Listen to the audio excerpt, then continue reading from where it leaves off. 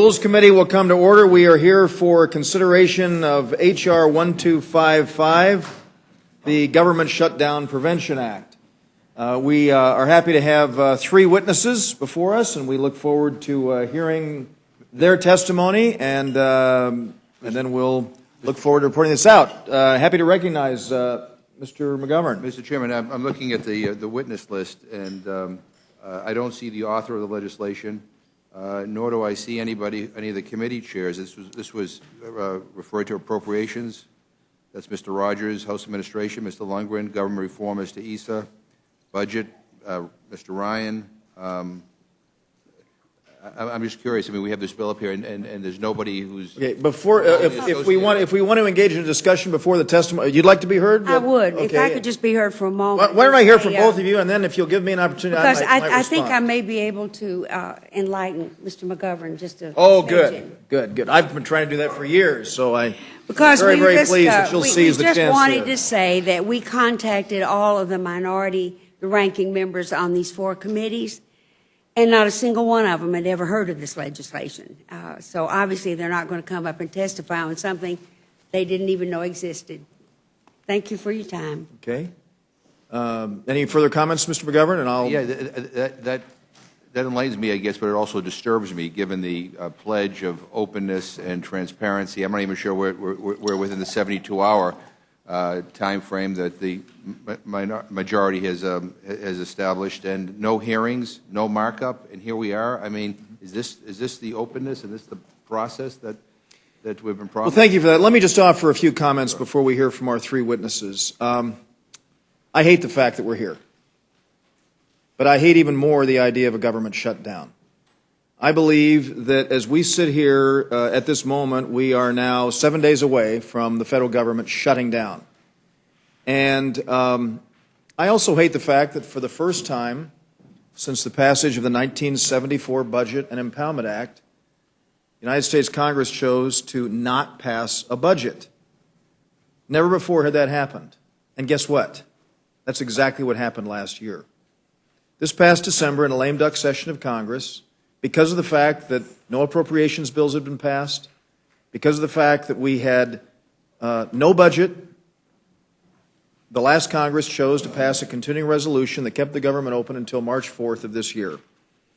And we did everything that we possibly could to get our work done as expeditiously as possible, responding to the unprecedented, never before in the history of the Republic had we been brought to the point with no budget passed, no appropriations bills passed at all.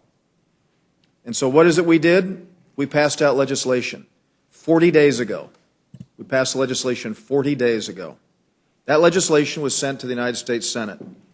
And I'm reminded of a great story that I was told as a relatively young member here by our former colleague Al Swift, and I'm sure it had been told by many people in the past, but I was sitting downstairs having lunch with him, and he recounted the story about the fellow sitting in the Democratic cloakroom pointing to the Republicans saying, those guys are the enemy, and he said, oh, no, those guys aren't the enemy. They're the opposition. The Senate is the enemy.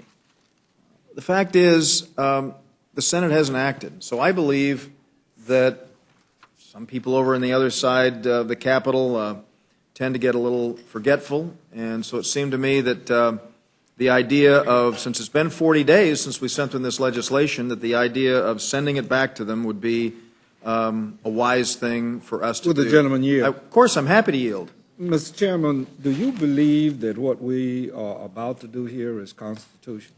You know, the fact is, I believe that what we're doing is extraordinary.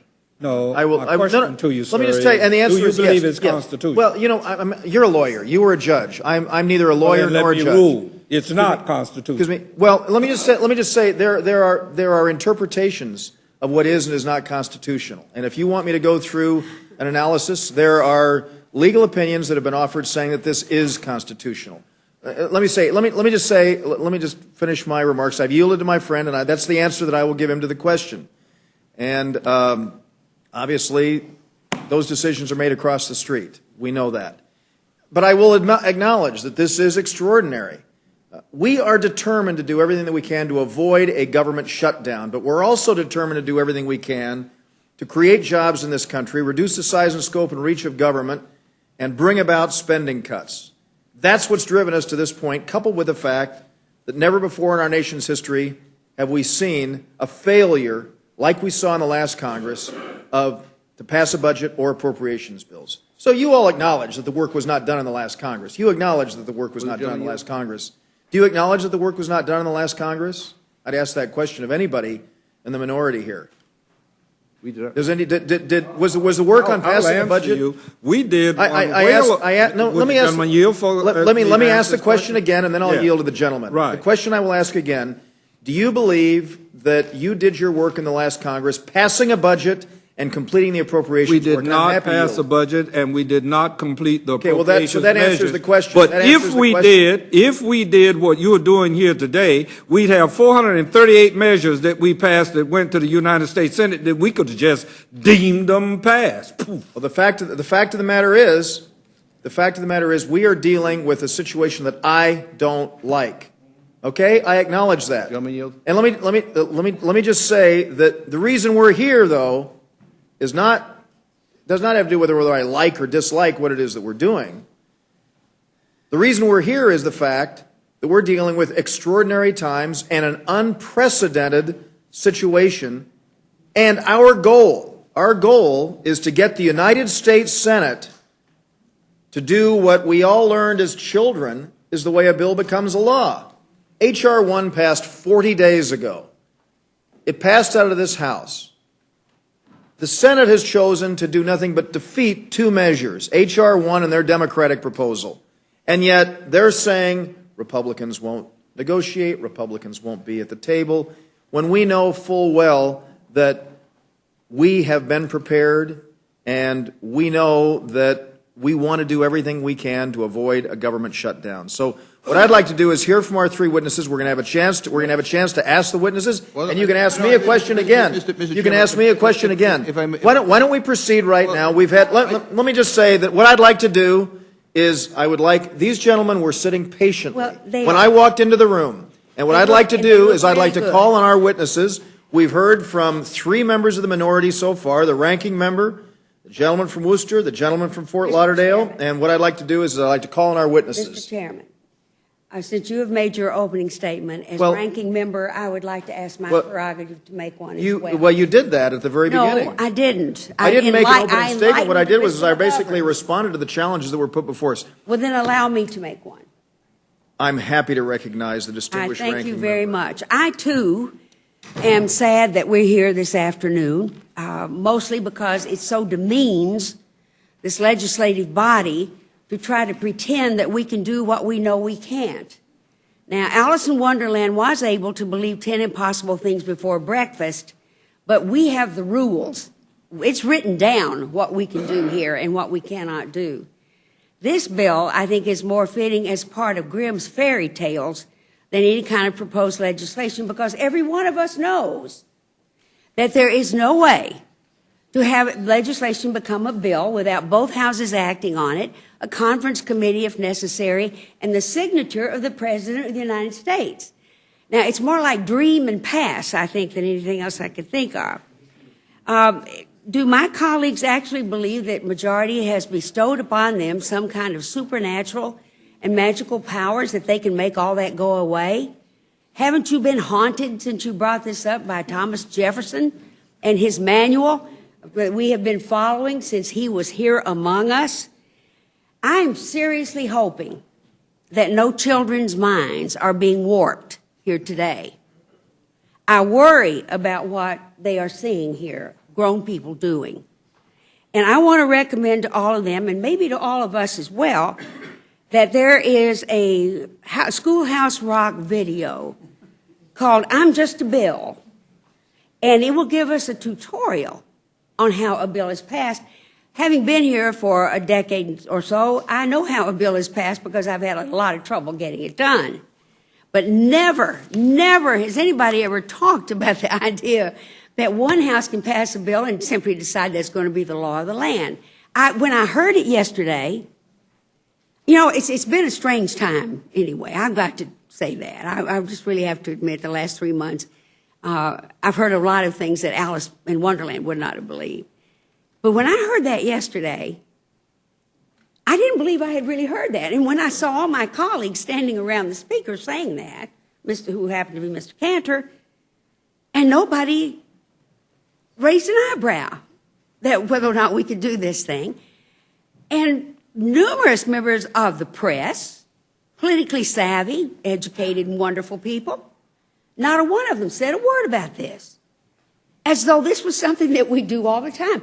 I haven't got time to go through the record of the Congress of the United States, but I think I would almost bet my life that no Congress, practically no legislative body, except maybe Wisconsin, has ever tried anything like this before. So we got 9 days. We are doing nothing here to prevent a government shutdown. We're wasting time again, and instead of trying to spin straw into gold, which I think, no, we can't do, I wish we could just stop dawdling and get to some legislation that would give Amen. some confidence in America. Boy, am I with you on that Let me one. tell you that if you think this is going to give Is that what we're confidence trying in to do? America, I'd be surprised if they don't demand an IQ test of Stop the everybody in dawdling. the House of Boy, Representatives. I am all for that. Stop the dawdling. That's exactly what we've been doing. Stop the dawdling. That's That will be exactly good. what we are doing. Oh, we are. Okay. Well, let me just say that as we look back at, as I said, civics lessons taught us as kids that one house passes a bill, the other house passes a bill, they go to conference, and then when they come to an agreement, they go back to passage of each house, and then it goes to the president for a signature.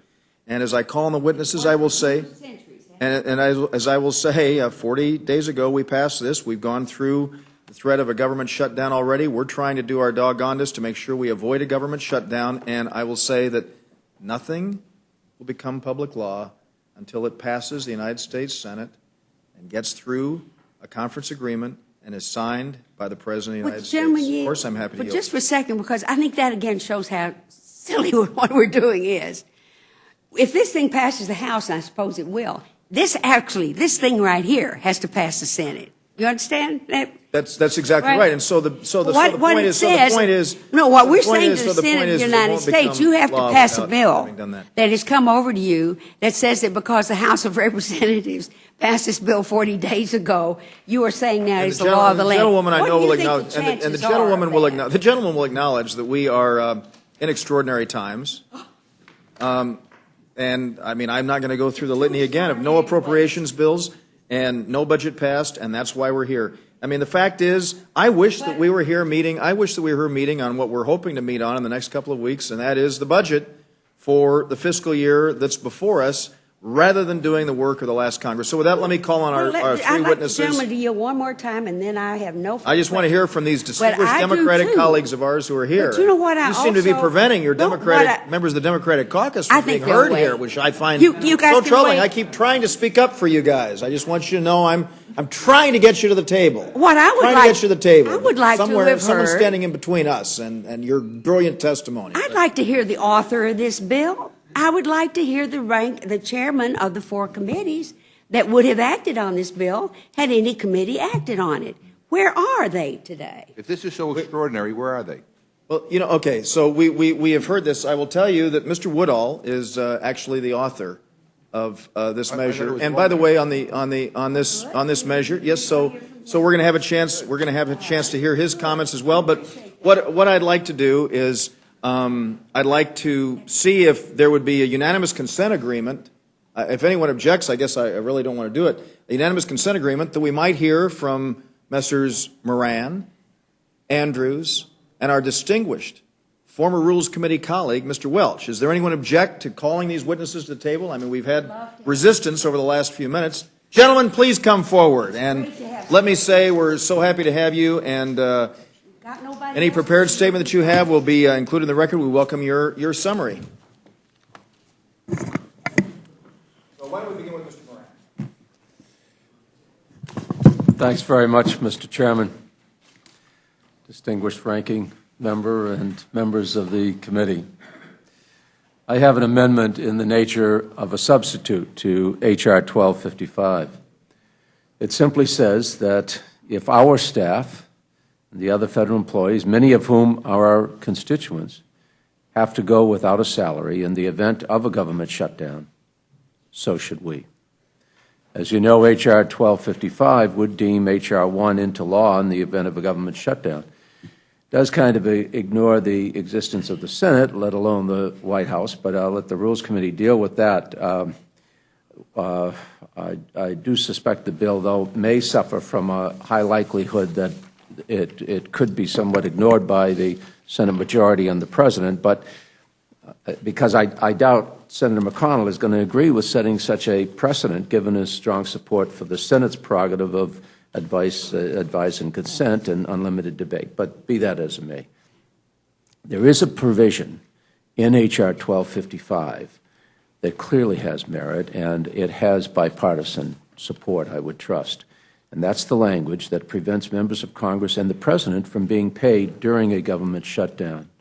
It simply takes the bill that has already been enacted by the Senate with unanimous support. It prevents members and the President from receiving a paycheck when most of our staffs and over 1 million of our constituents nationwide will go without one in the event of such a shutdown. So I would appreciate consideration of my language, and I'm more than happy to respond to any questions. Thank you very much, Mr. Moran. Appreciate it. Mr. Andrews. Thank you, Mr. Chairman. Thank you, Madam Ranking Member. Thank you, ladies and gentlemen. I believe that consistent with the spirit of the first time this bill was considered, you should have an open rule again. All said it was such a good idea the last time. It would strike me as a pretty good idea again. But I would say this to you. The chairman said a couple times, these are extraordinary times. He's absolutely right.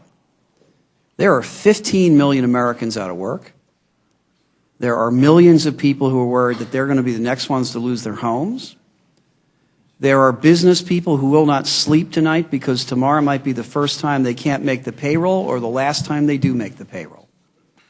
Part of the contribution to that problem is the instability in the federal government adopting a budget. And, Mr. Chairman, you and I can go back and forth for the next hour about whose fault that is. I don't think anybody's really interested in that. I think they're interested in us fixing the problem. If you want to fix the problem, this is the wrong room in which to do it. The room in which to do it is a room that would include the leadership of the House, the leadership of the Senate, representatives of the White House, to figure out a way we can get a budget for the rest of the year. I think the outline is pretty clear. Both parties want to have sensible reductions in spending. We have differences over what that means. Let's resolve those differences. We think cuts to education are reckless. You may have some other views on some other things that should be cut.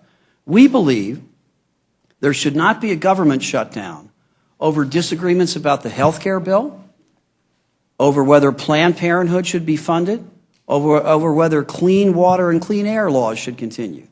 We can disagree about those, and I'm sure we will. Let's not shut the government down over that disagreement. Let's agree on a number and go forward. That's what we ought to be doing. Instead, the procedure that we have in front of us today, I dare say, is one that will be regarded as a gimmick and not as a serious legislative attempt. And there's two reasons for that. The first is legal, and the second is a matter of what at least if it's not its direct sponsors, its progenitors have stood for in the past. The reason to let this bill be amended is so that the offending provisions can be struck out of it that I read on page 2 that says if the Senate doesn't act by April 6th, the provisions of H.R. 1 are hereby enacted into law.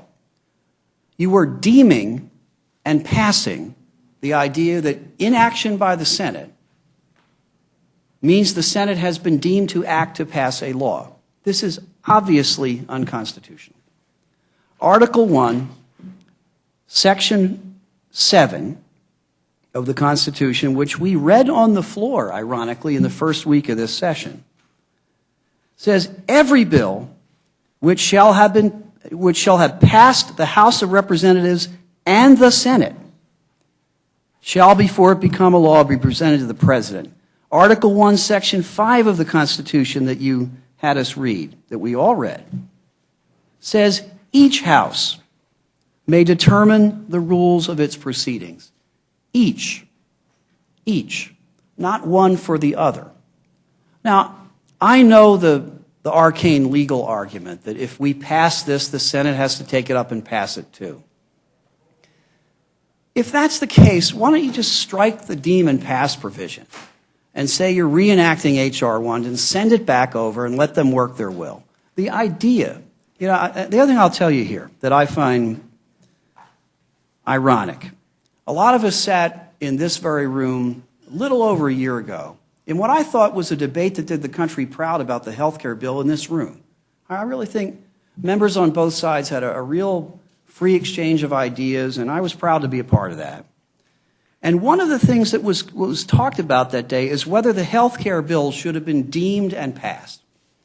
We collectively made a decision it should not be deemed and passed. That consistent with the Constitution, the House should take a vote on every meaningful provision that was before us at that time. The Speaker of the House, the then minority leader, said that a deem and pass provision was, quote, one of the most outrageous things I have seen since I have been in Congress. He was right then, and he's right today. He further said about deem and pass, quote, if you do that kind of thing continually, you're going to get a bad product. He was right then, he's right now. If you don't take a separate vote on something, I don't think that's a very good idea. And let me say this. If there were people on the other side who were, I think, justifiably concerned about us deeming an action to be passed by this House as being controversial, well, we've gone way beyond that here, because we're now deeming that something that the Senate doesn't do will be deemed as something they've done. In other words, we're now not only going to say what we do, but what they do as well. There are moments when I consider that to be a pretty good idea. A unicameral legislature is very often appealing to those of us, but it's not in the Constitution. And to engage in this ruse when we should be engaging in serious negotiations, I think is a serious mistake. So, Mr. Chairman, let us do this. Let us offer an amendment that strips this offensive proposition. Let's have an up and down, honest debate on the floor of the House about the constitutionality of this provision. The novel theory, I would go as far as saying the unprecedented theory that one House can take an action and bind the other one by it. Let's talk about whether that's really what our Constitution says. Let us have an open rule where we can offer such an amendment. I thank you.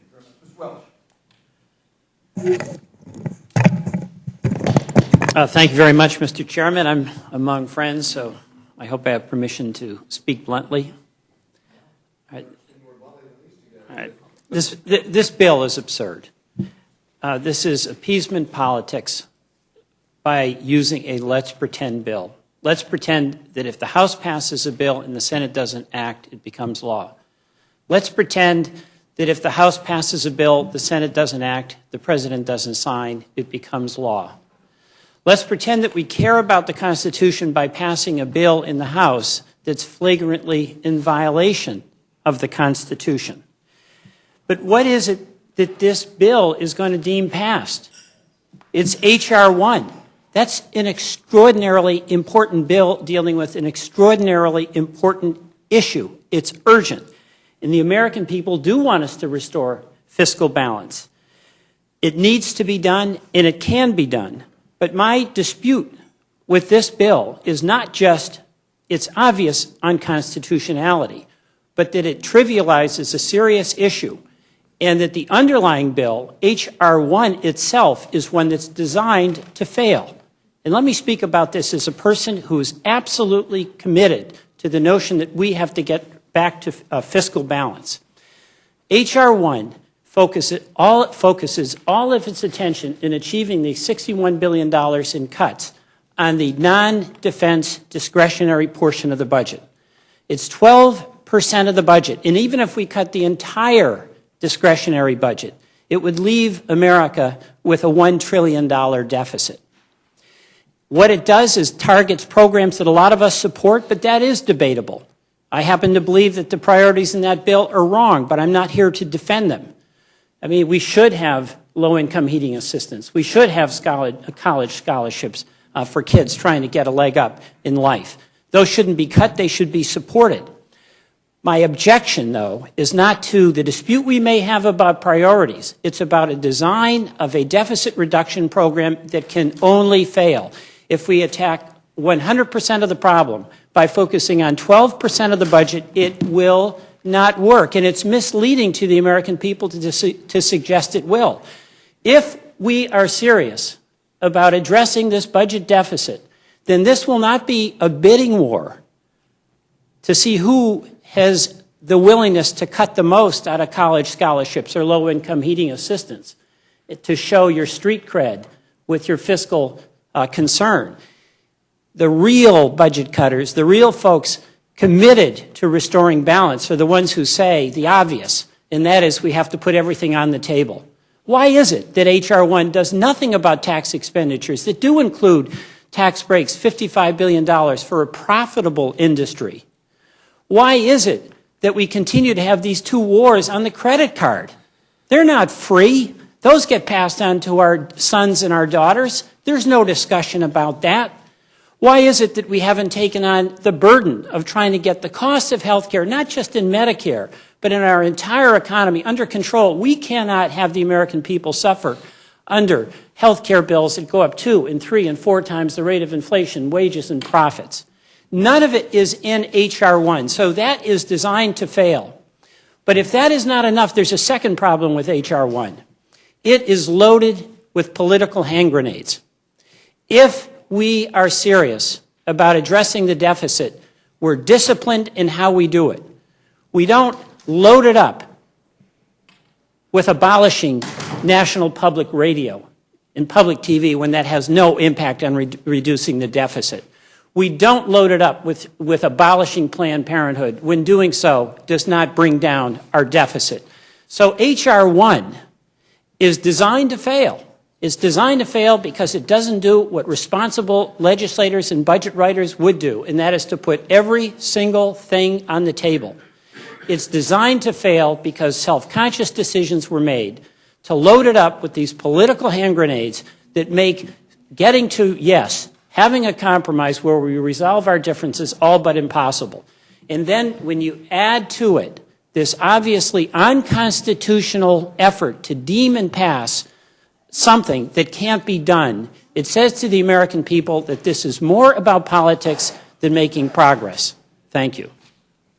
Thank you very much, Mr. Welch. We're happy to have you back here in the committee. I want to say that a lot of you said what you guys said. I mean, I concur with the notion.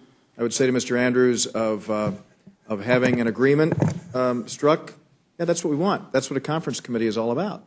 Senate takes action, and then we'll be in conference. We can come to an agreement. The open rule.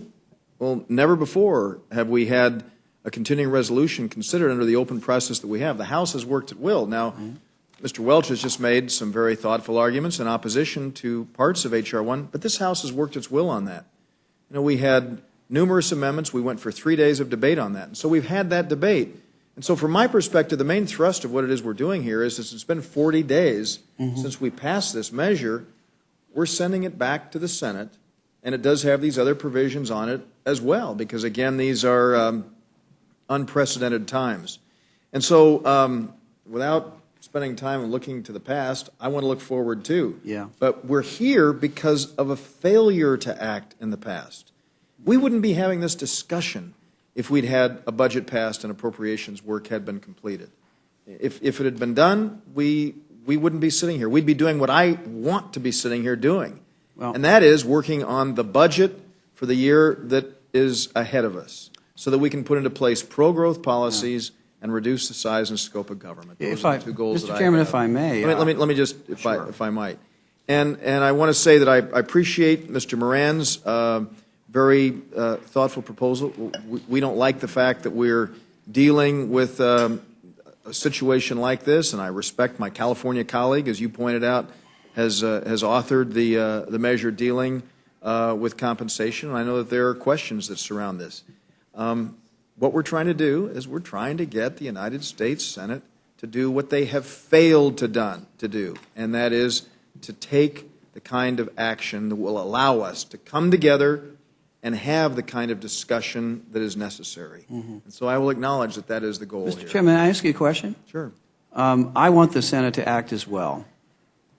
Do you believe that we have the constitutional authority to deem something we've done as something they've done? Do you believe that? Let me just say that we're doing things that are very unusual. You sure and are. And I acknowledge that. But it's also unusual to not pass a budget, and it's also unusual to not complete constitutionally. Mr. Chairman, if I believe, excuse me, I believe that it was a mistake for the 111th Congress to fail to meet its constitutional responsibility of completing the appropriations process. Article 1, Section 7 makes it very clear what that responsibility is. And it was abrogated in the last Congress, and that's why we're sitting here doing this. And so I will acknowledge that this is extraordinarily unusual. And the reason that it is being done, from my perspective, is to get the United States Senate to do something that they have failed to do as we look at the prospect of a government shutdown. We are taking this action to ensure that we don't face a shutdown of the federal government. Mr. So Chairman. let me just, you want to ask me questions? I'm asking the questions, and let me just call on Mr. Sessions now. Mr. Chairman, thank you very much, and I'm delighted that three of you have chosen to come join us today. Peter, welcome back. We've missed you. I'm hard to believe that I've missed you. Well, occasionally you tell me that in the morning. You know, this is not a fiction lesson here, but listen, I'm delighted that you're here. I think what you see the Republican Party doing here is several things. First of all, we're trying to avoid the government being shut down. We recognize the Senate. We understand the frustrations that are going on there. We saw a conference call the other day where the senior senator from New York openly blasted us and accused us, Speaker of the House, of a lot of things that I don't believe were truthful, and tried to put us on the defensive. All we're trying to do is to rationally work back, kind of like ping pong, sending them things. I'm a little confused about the nature. In the one hand, the deeming part was simply entirely within this body of acting like we were going to fool ourselves. Now you're trying to say, well, we would try and fool somebody else. They'd have to pass it or not pass it or sign it to go to the president for it to become law. It would be very constitutional, Mr. Andrews. Mr. Sessions, may I ask you then, wouldn't it accomplish the same thing to just omit this language that says that failure of the Senate to act by April 6th results in the provisions of H.R. 1 being enacted into law? Just strike that, well, pass this, send it over, and you know. What I would say is I think this body is entitled to protect itself. That But we it's would not say entitled to we're trying to dictate to give the you a other better bodies. answer. If you can't do something, Yeah. we think shutting down the government is really a bad idea, is what we're trying to say. So you're saying if you don't do something, we're going to say that you did exactly what we did? You know, we're giving them a good idea, Rob. Well, let me ask you this, Mr. Sessions, because you're a principled guy. What if the Senate this afternoon passed a bill that said we're going to enact the omnibus appropriations bill that the Senate was going to consider in December of 2010? We pass it this afternoon, and if the House doesn't pass the same thing by Monday morning, we deem it passed by the House. Can Well, they we're do going to give it that? to them plenty of time. Can they do that? Or two Mondays? Well, if we don't Can they have the power to do that? But you see, for it to become law, we've got to pass something. But do And they if have the we're- power if- to do that? You know, they got the power to do whatever their body would like to do. The facts of the case are we're giving them an idea that if they don't do something, but it's entirely different. We were trying to fool ourselves with the deeming. Yeah. You know, We're not trying to fool the anybody. Constitution's We're not trying about to give doing them what options. the Constitution's not about doing what you like to do. It's You know, I about think doing the what you're Constitution sworn to would do. have, You have a still have duty to be do. constitutionally passed by the body to become law. Yeah. And the president still have to sign it, and the president didn't like it, then they could say something. But these are options that are available. We believe we should not shut down the government, and we're going to do every single reasonable thing we can to help. Mr. Welsh, I am perplexed by some of your conclusions. First of all, you said no matter what, we're still going to end up with $1 trillion deficit. It's actually $1.6 trillion. So you're $600 billion off, but that's okay. You talked about Planned Parenthood and NPR and how you're perplexed about how we're going after these items. But in a perspective that I think is good for all of us, Planned Parenthood ends up with tens of millions, 50, 60, 70 million dollars every year extra money at the end of every year. And they come to Congress and ask for more, and yet they have their pockets with 60, 70 million dollars a year. Well, why would we not look at that and say, I think we need to cut somewhere, that's a good place to cut? NPR openly announced at the very top of the organization, we don't really need that. Why would we as members of Congress say, well, I think we should go ahead and fund them anyway, even though they think they don't? It's got to start somewhere. And if an organization has the resources to continue not only what they're doing, but the confidence at the top, then why would we as Congress continue to allow them, no matter whether it's 50 million or 100 million, to continue spending the money when we are trying to not put our country in further debt? So why would you not include that as part of your thought process of giving us credit of taking them up on their offer? Well, I'll give you an answer. I'll take If it. the number one goal is to restore fiscal balance, then every single decision that's made with H.R. 1 should be in furtherance of that goal. In injecting into H.R. 1 issues where there's enormous disagreement within But this body. that's a backup plan. No. I'm answering your question. This is such a serious issue that there's a temptation on the part of members of Congress when there's a budget bill to jam in and use as leverage the opportunity to get their point of view on outlier issues. Now, But hold it's it. not our perspective. It's a given that the NPR said we don't need that.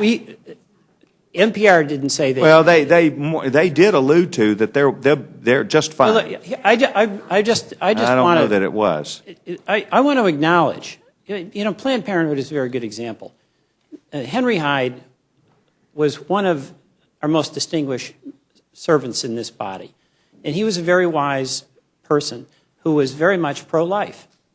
And he was the author of the Hyde Amendment that said we're not going to use taxpayer dollars to fund abortions. And it was a recognition of how divisive that issue is. People have very solid convictions on both sides of that. And rather than have Congress come down on the side of using taxpayer dollars that would be rejected by people who had strong, solid convictions on a pro-life stance, he said, we're just going to take it out of the equation. No taxpayer dollars. It made sense to do that.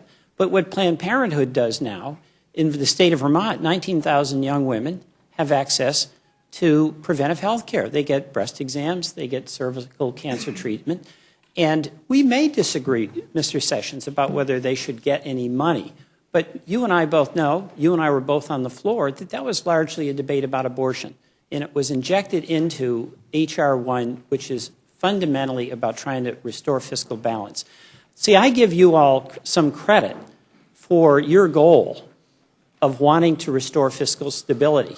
The American people want that. You ran on it, and we have to accomplish it. My objection is that we've designed a plan that, in my view, is designed to fail for those two reasons. The second one being that we're attaching issues that are very contentious. They're very important. They're worthy of debate. They're worthy of resolution. But again, Mr. Boehner, in one of his other wise comments last year, rightly said, we're not going to attach other issues on things that will derail the principal purpose of the bill. I actually tried think not to. And you know what? You've done that to some extent.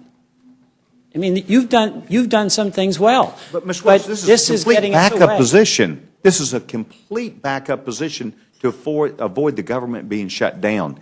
And looking back then, at the time we passed it, I don't think we thought that we would include it in this language. We're only doing it because people are talking about, well, the government's going to get shut down. We don't want that to happen. It's simply purely a backup position, and you got to base it on something. So that's what we're trying to do. So I'd like to get credit for what really we're trying to do. My point is that in defense of Planned Parenthood or NPR, I think it was less politics and more about money, because they admitted, or some admits, whether we're going to admit it here or not, there's something there, and Planned Parenthood has the money.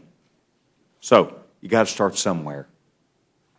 I'm simply trying to say we're trying to put our ideas on the table. we'd like to avoid shutting down the government at all costs, because I guarantee you at some point we're all going to beg to open it back up. Well, you know, if we wanted to And I shut the think government we look down, silly if we do let the government get shut down. I think it's a mistake, and the American people will think we have lost it.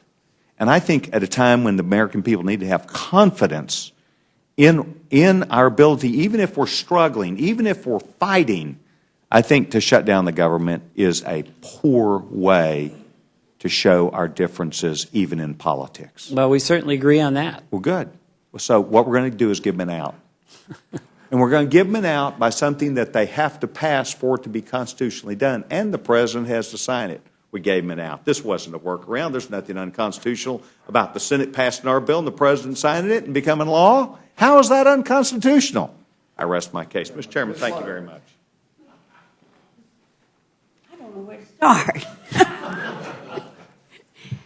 I gather that, well, we have some of us have some idea that if we pass this, that there will simply be no government shutdown. I guess that's the case. The fact of the matter is that we all want that, and we should be working here sensibly toward avoiding that. We know that's not what we need to be doing, and it's an abdication of our job when that happens. But for crying out loud, we all know, too. We are all smart enough to know. We were elected in here, and as Rob, I think, pointed out, one of the first things we did this session was to read the Constitution. Remember that? Did it not stick in anybody's mind? We can't do this, not because we may not. In the first place, I think it's ridiculous to do, and I like to think how angry I would be if my senators came up with some notion, well, heck, I love that idea. What if they passed that bill they passed in December? It's the same thing.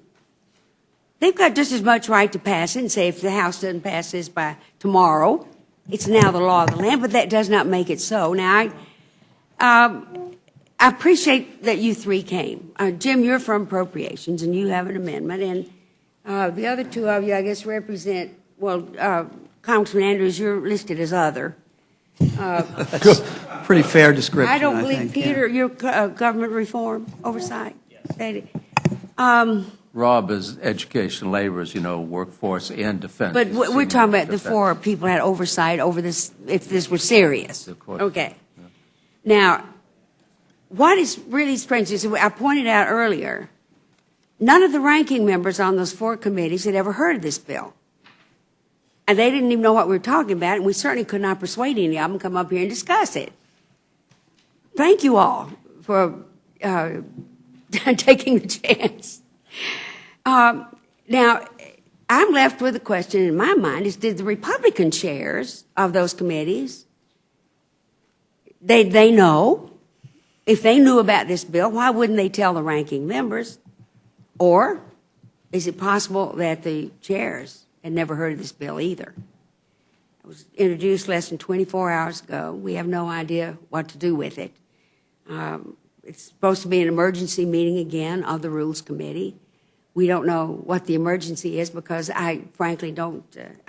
This may pass the House, but I think it will stand in the annals of time to come as one of the largest wastes of time, and let's all pretend, as you'd said a while ago, and let Alice in Wonderland from now on be a member of this Congress. It is just outrageous, but there's no regular order, no input, no markup, no hearing, no testimony, and no opportunity for us to ask our constituents. I really would love to have had a chance to do that. If I could have gone to my constituents and say, what do you think about this? Yeah. I'd love to hear from any of you, if you have heard from your constituents, would what ask they the think. gentlelady, I thought that one of the additions to the permanent rules was that each bill had to have a statement of constitutional authority. Exactly. And I've does read this this have one. And I don't see, where is it? I don't see the statement of constitutional authority giving the House the power to say that inaction by the Senate deems the Senate as having passing something. I'd be curious as to what the Constitution, if there's anybody who knows what the constitutional authority is to do that. I better put this probably in the record here.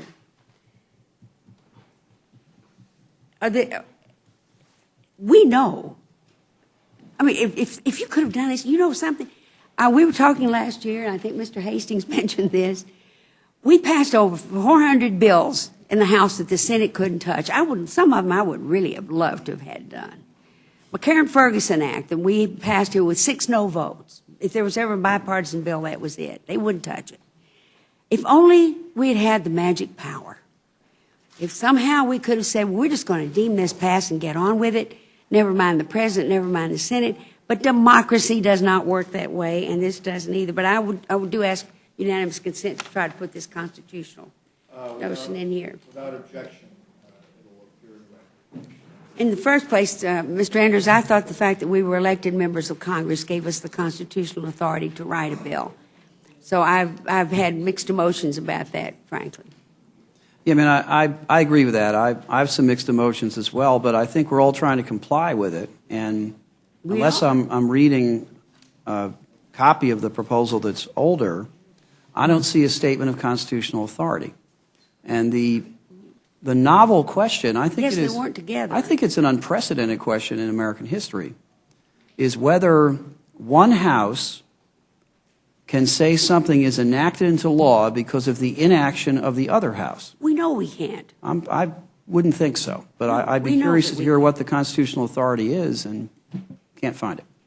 Mr. Welch, you have any further comment? I don't. I've been pondering this question all day, but I don't. I have too, and don't you think a lot about Jefferson as you do it? Doesn't he come into the thoughts here? And Mr. Moran, I support your amendment. I don't know if they're going to have any amendments or not, but I think we have voted, have we not, unanimously, if there's a shutdown? Yeah, that in we fact, would not take any pay. But we need to make The that. Senate did, and I We should guess do. Senator McConnell is a key person here. He certainly supported this. I'm not sure he supports H.R. 1255, but he does. He has supported this, so it did pass unanimously. It seems like the right thing to do. Mm-hmm. Do any of the three of you know, and I'm so sorry we don't have anybody from those committees, the ranking or the chair, do any of you have any idea of any comment that the Senate may or may not have made about this action? I have none. You've not heard from any? Maybe they haven't heard about it either. Yeah, all right. Thank you all very much. Appreciate your being here. Thank you very much, Ms. Slaughter. Let me just say that Ms. Slaughter did just enter into the record the statement of the constitutionality, and it's in today's congressional record. Ms. Fox. That don't make it so. Well, it was submitted, and it's in the congressional record. It's submitted, right. Okay, you put it in the record. I So did. It's in today's congressional. Ms. Fox. I'll read it. I'm sure everybody will want to read it, including constitutional lawyers.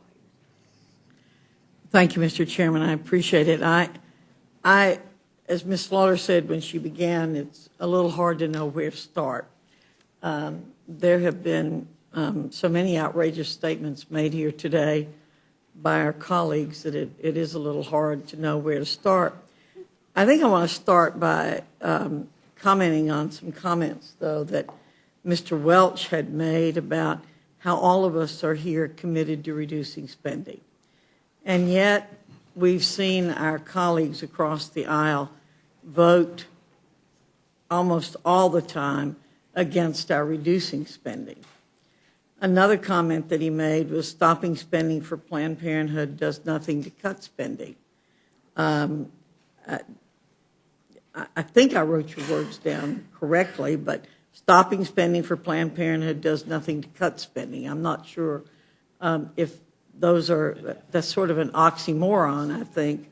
But obviously, most people think that if you don't appropriate money to an entity, then you're cutting the spending for that entity. And I think most people would read that as saving money and reducing spending. And I do think that's what the public wants us to do. And you mentioned that the number one goal here, and I think more than one of our colleagues said, is to restore fiscal balance. Well, that's what we have been attempting to do ever since we convened this session of Congress. And yet every attempt that is made is knocked down by the other side of the aisle from us. And as my colleagues have said, we find ourselves in this situation because of the irresponsibility that was exhibited in the last session by the Democrats who were in charge. And it's really historic, I think, that both the House and the Senate would be controlled by one party and the White House, and yet you couldn't accomplish the most basic role of the Congress, which is to pass the appropriations bills, first to pass a budget and then to pass the appropriations bills. And I think you talk about what the American people find stunning. I think that's what they find stunning.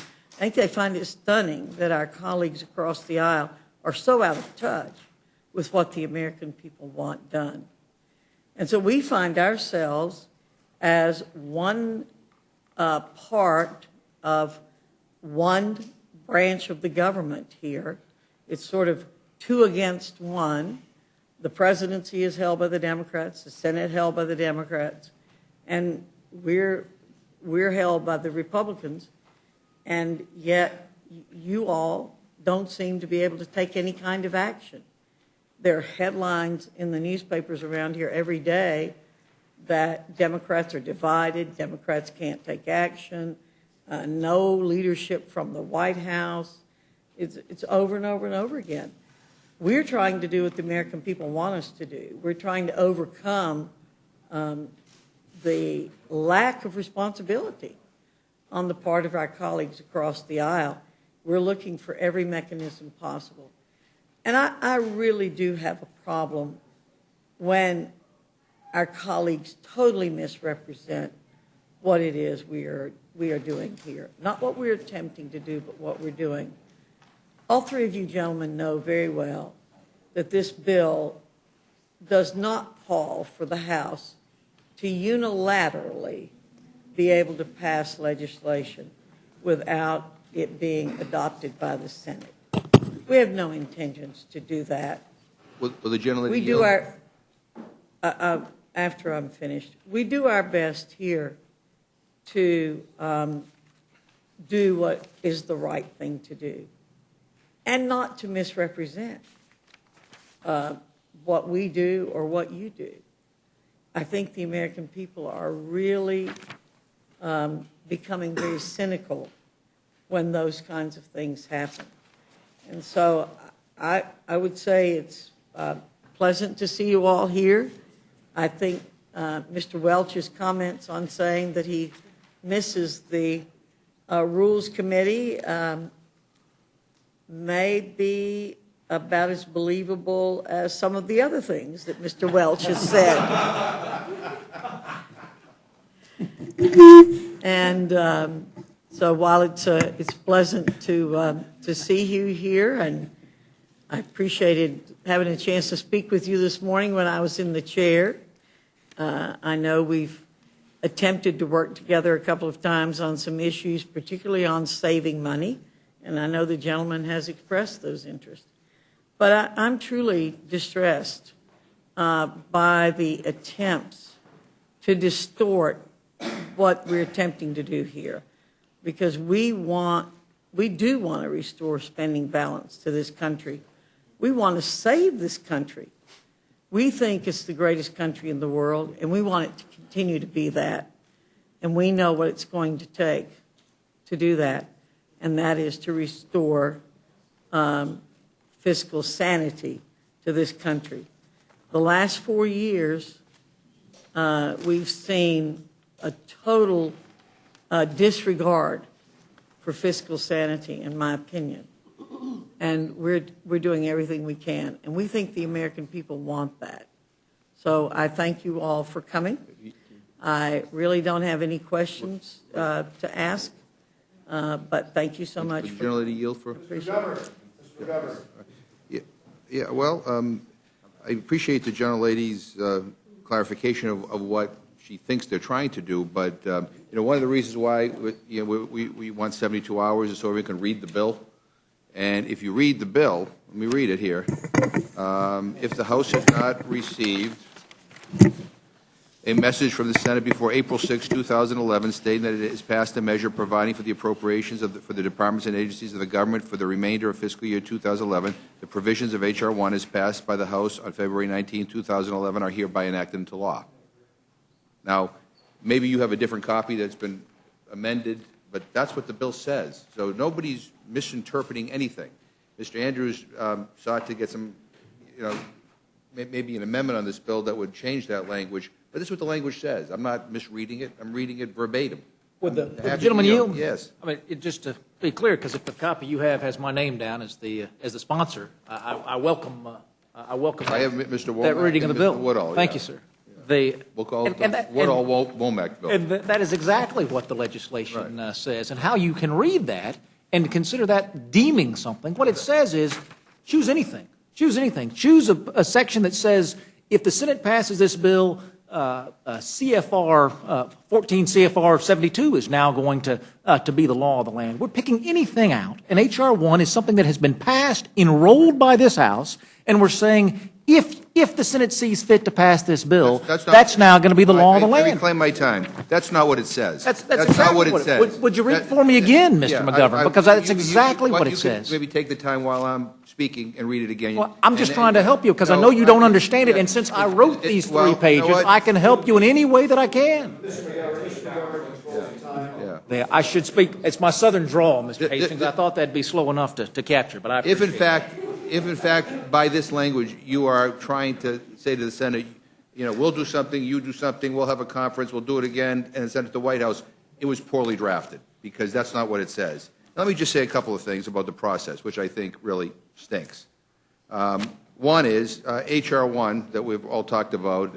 It's been referred inaccurately as an open rule. It was a modified open rule. We have not yet had a truly open rule in this. All right. All right. But the process, even on H.R. 1, is disturbing. I mean, here we have tens of billions of dollars in cuts, mostly aimed at the social safety net in this country. Some of it aimed at the National Institutes of Health, where they're trying to find cures to cancer and Alzheimer's and diabetes. Some of it aimed at the CDC. I mean, I go on and on. And it was brought before the House without a single hearing. I mean, a hearing on what are the impacts of any of these cuts. What is the human face on some of these cuts? There were no hearings, no markup. And it's brought before us. And the way it's written, it's stacked against some of us who wanted to go after corporate tax loopholes, who wanted to go after taxpayer subsidies for oil companies. You couldn't do it the way the bill was written. So, in terms of process, I don't have a lot of praise for the process that everybody's trying to take a bow for. And the fact of the matter is that the Senate voted down H.R. 1. And more effective than this would be a phone call, or a note, or staff talking to each other, which I hope and I trust is going on as we speak. This bill before us has had no hearings, had no markup. We've got no testimony from any of the committee chairs.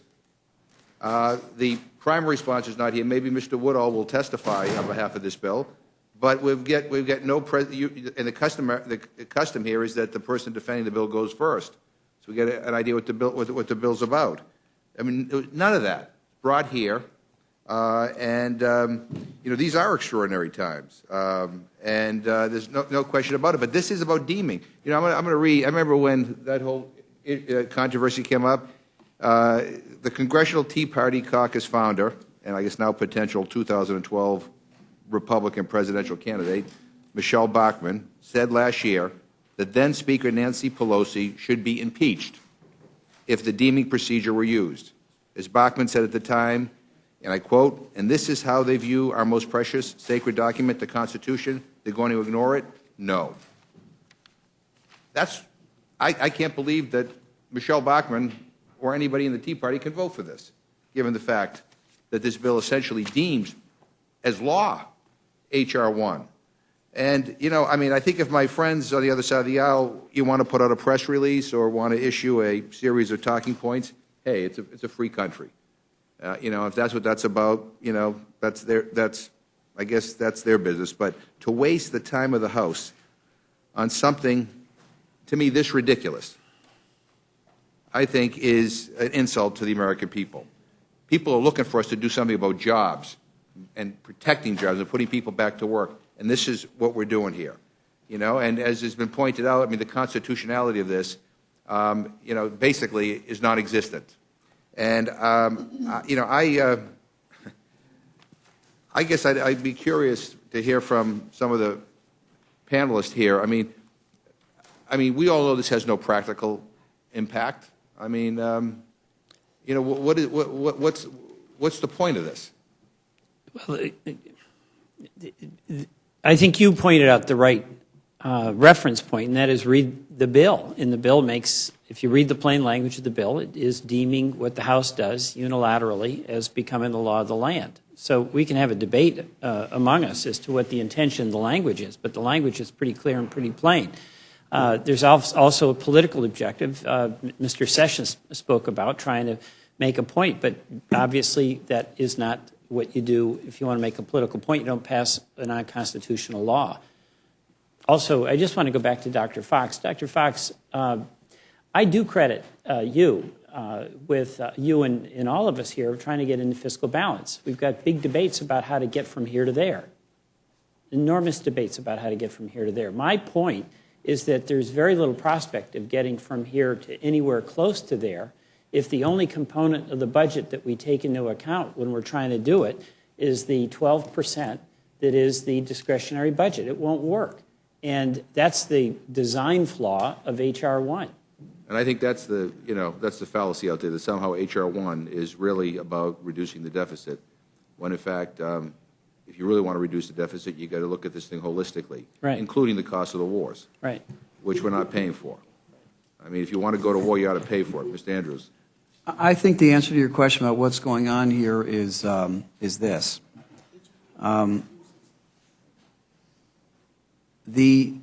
The operation of the law that we have right now is by a date certain. I believe it's April 8th. If both chambers don't pass a piece of legislation the President signs, the government runs out of money. You can't fund the government departments. People purport not to want that. I take everyone at face value and their word on that.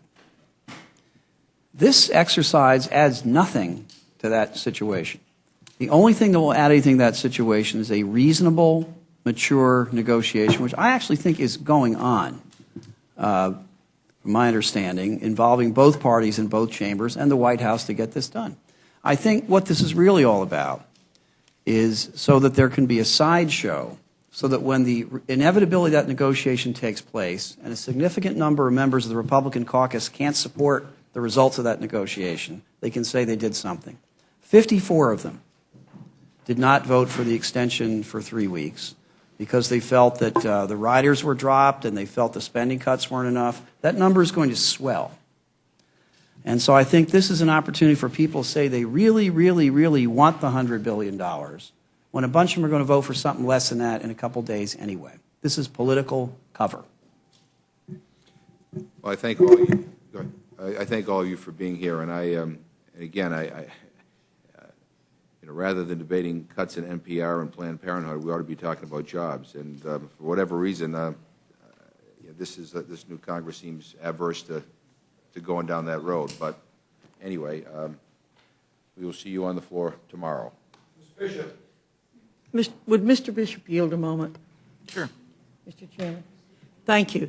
I wanted to respond to a comment that Mr. Welch made, and I wanted to say, as you know, Mr. Welch, what's happening with the continuing resolution, and it's something we've had to explain over and over again to our constituents, is, and the chairman, I think, did a very good job of it, but it bears repeating. We're really cleaning up the mess the Democrats left from last year. We have to say it over and over again. You didn't pass a budget. You didn't pass the appropriations bills. So what we're doing, what this whole exercise is about, is we want to keep the federal government operating. And so we've passed 2 continuing resolutions once we got into control of the House. The Senate agreed with 2. We do want to do more in terms of reducing spending other than what's in the discretionary budget.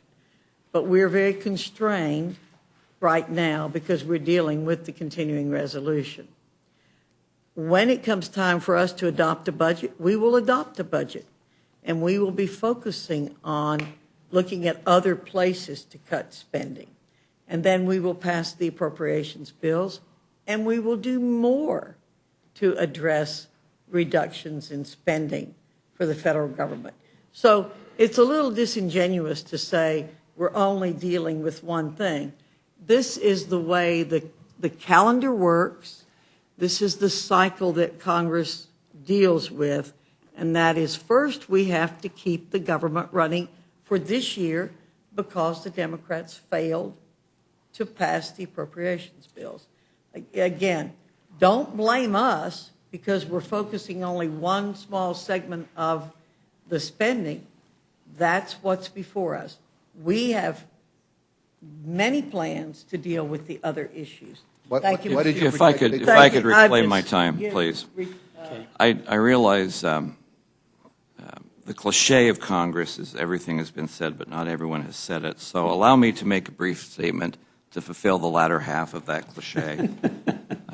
First of all, Ms. Slaughter, I assume that when you were thanking Rob, you were referring to Mr. Woodall and myself a little while ago. Oh, I feel disappointed. Horace Rumpole would not have appreciated that answer. I am also grateful that the Senate and the House are still in some discussions. I hope when the House is talking to the Senate, they will speak slowly and use small words and ensure that the wheelchair motors have been turned off so they do not interfere with their hearing aids over there.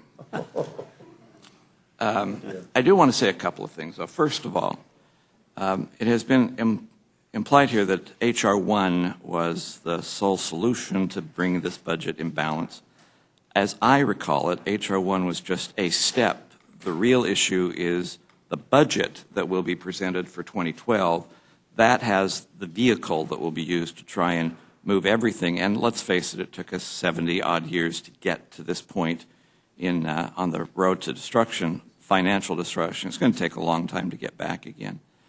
If, indeed, those who had power in both houses of Congress and the presidency last year had actually done their job, we would be discussing neither this bill nor H.R. 1. But we are. And according to the process, the House has to pass something, which we did, and then the Senate has to pass something to proceed onward. It doesn't happen any other way. And if indeed the Senate does not pass something, the government will be shut down. There are some people who will be hurt. And if we can do something to avoid that, anything to avoid that, we have tried 2 extensions to avoid that. It is appropriate.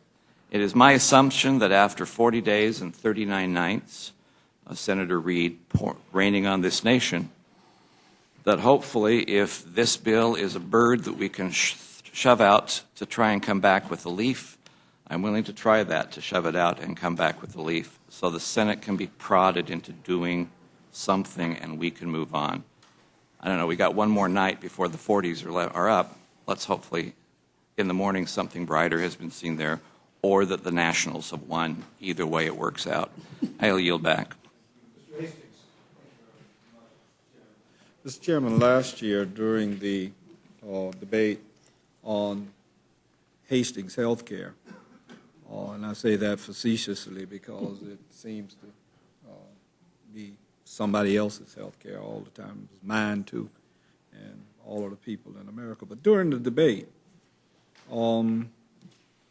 at some point, the Democrats sought to have a measure approved by the House and by the Senate, and it was characterized as deem and pass. Now, it was never used, but I used that as a measure to reference the now Speaker of the House's comment on that characterization, and it's very short. He says it was an affront to every American. And that was the deem and pass measure. And Mr. Woodall, my friend and colleague who I share Southern drawls with, yeah, that thing ain't Southern. That comes from Massachusetts. The fact of the matter is that the measure that you're sponsoring with Mr. Womack is characterized that way, whether or not it was intended. Every member of the House that has spoken about it and characterized it as deemed it passed. Mr. Moran, we've been away from your measure. Am I correct that some time back that you offered a measure to prevent the shutdown of the government? Would you explain to us what happened in that process and your proposed measure here today, just very briefly again, so Sure. that. Well, the essence, rather than go into the prior legislation, I've had a bill that simply says if we're not going to pay our staff, and we certainly can't pay all our staff, that's how it started out. I don't want to put, choose between my staff who's essential and who's not. Some are going to have to be out on the street. It seems to me that we should be out there with them, and the same thing happens to federal employees. The law, as it's written, exempts the Congress and the President from what would apply to every other federal employee. And so this says we ought to treat others as we're treating ourselves.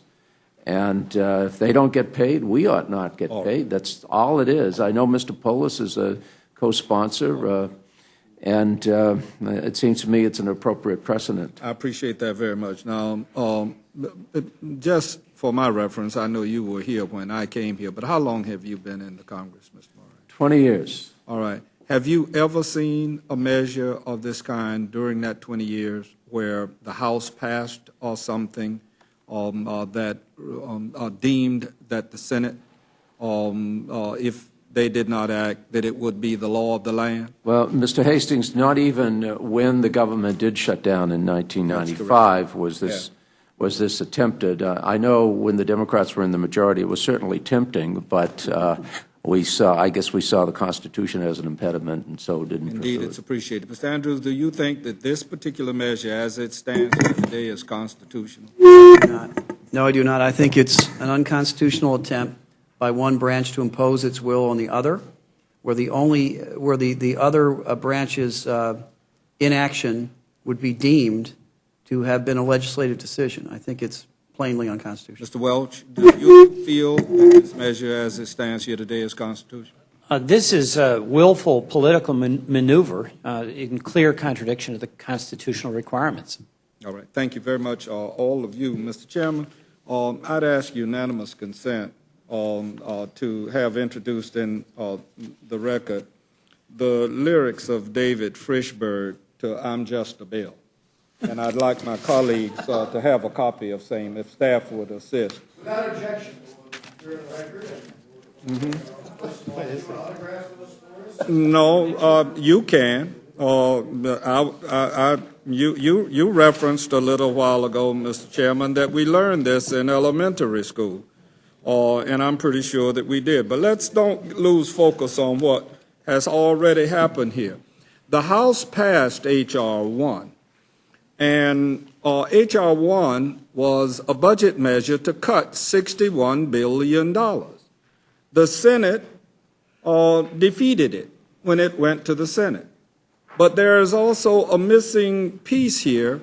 The President said that he would veto it if it did pass the United States Senate. And not one Democrat, and all of us know, most of us disagree with the measure, but all of us know that in order to pass something in the Senate, it would take some folk coming together. And as Mr. Andrews has said, I believe that serious discussions are going on. Of course I will. Yielding, and let me just say that the House took its action, and the Senate has failed to act, and the House is sending back its version again because after 40 days, the Senate has failed to act. And the notion is that a conference committee would come up with an agreement that would not be the bill that you said that the President announced he would veto, but would be some kind of agreement between the two houses. Reclaiming my time and giving Mr. Andrews an opportunity to respond. With all due respect, I think this bill is not a bill, it's a ransom note. It sort of says we're going to send this over, and if the Senate doesn't act by April 6th, then we're going to say the Senate adopted our bill. You just can't do that. Yeah. You can't do that. Well, let's just put it in focus. Washington Monthly wrote today that House GOP leaders unveiled this new gimmick, which qualifies as creative in a painfully absurd sort of way.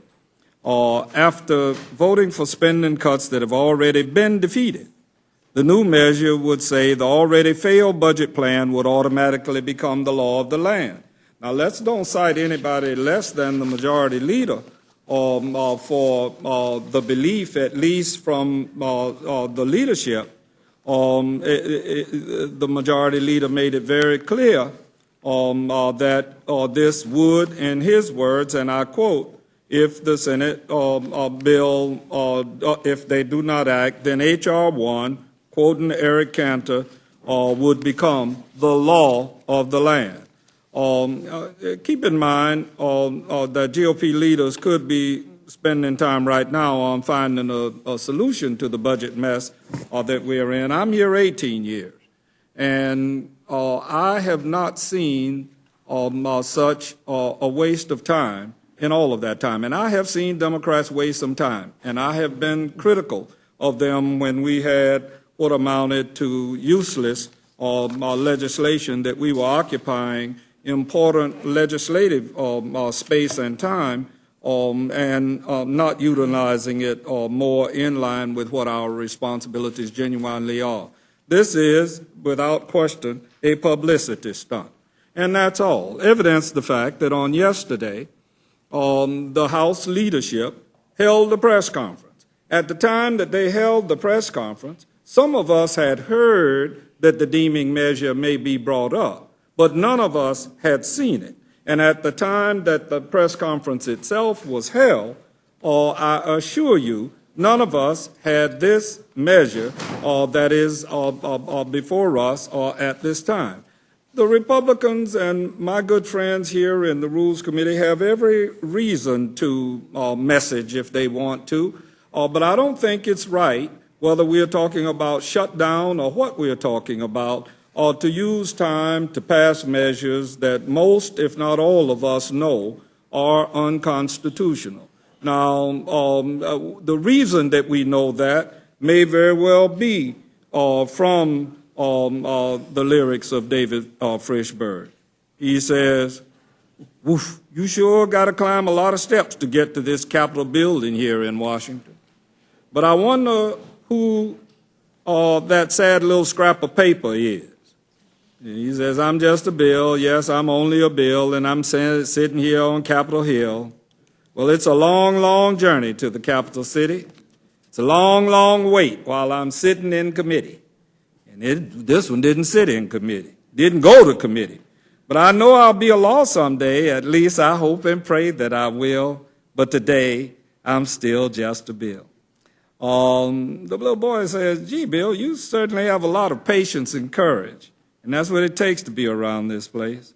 Bill responded, "Well, I got this far. When I started, I wasn't even a bill. I was just an idea, sort of like Eric Cantor's idea, a dream that he deemed that the Senate would pass. Some folks back home decided they wanted a law passed, so they called their local congressperson, like they do us. And he said, 'You're right, there ought to be a law.' Then he sat down after his dream, evidently, and our majority leader then wrote, along with Mr. Woodall and Mr. Womack, what we now are here discussing. And I became a bill. And I'll remain a bill until they decide to make me a law, which they're not going to do in this particular case, Bill.